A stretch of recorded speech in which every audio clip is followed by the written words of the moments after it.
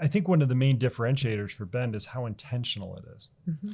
The town didn't grow up just because someone randomly, the state said, oh, you have a university. Mm-hmm. We fought long and hard to have the university come here. And not only did we find a place for it, we raised money to make it happen. Now all the local businesses are getting involved in helping build the curriculum. Mm-hmm. It's not by accident. And Bend didn't accidentally go from a sawmill town to what it is today. It was a lot of smart minds dragging it into the future. It seems like a very different path than, I have family, and my sister is a veterinarian doctor in Bozeman, and my brother lives in Big Sky, and I have a heart, I love that area.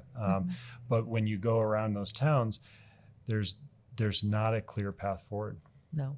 And I don't see the collaboration.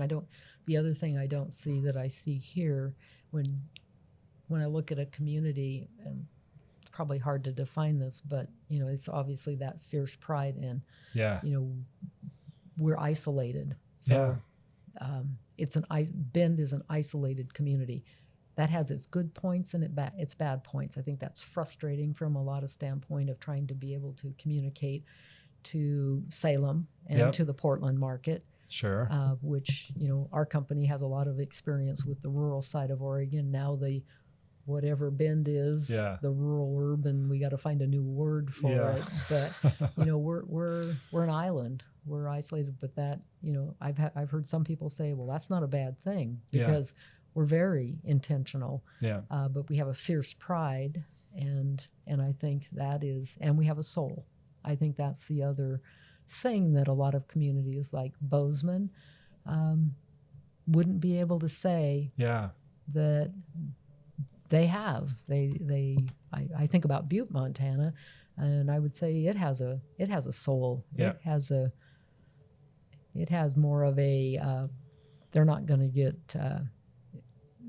stay down. They've gotten kicked a lot over the last 150 years. That community has, and have really caught very few breaks. Basically, it was a rough and tumble mining community. But by God, you know people who are from Butte.